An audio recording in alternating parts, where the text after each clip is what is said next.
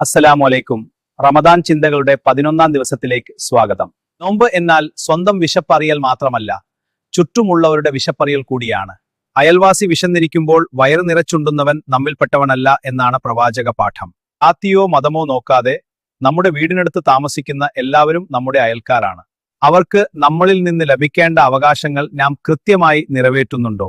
നോമ്പ് തുറക്കാൻ ഉണ്ടാക്കുന്ന വിഭവങ്ങളിൽ നിന്ന് അല്പമെങ്കിലും അവർക്ക് നൽകാൻ നാം ശ്രദ്ധിക്കണം.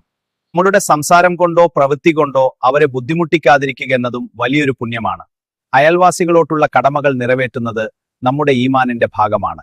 ഈ റമദാൻ കാലത്ത് അയൽക്കാരുമായി കൂടുതൽ നല്ല ബന്ധങ്ങൾ നമുക്കുണ്ടാക്കിയെടുക്കാം. പരസ്പര സ്നേഹവും സഹകരണവുമാണ് ഒരു നല്ല സമൂഹത്തിന്റെ അടിസ്ഥാനം. ഒരു ചെറിയ സഹായം പോലും മറ്റൊരാളുടെ ജീവിതത്തിൽ വലിയ മാറ്റം ഉണ്ടാക്കിയേക്കാം. അറിവുകളും നന്മകളും പകരുന്നത് വലിയൊരു പുണ്യമാണ്.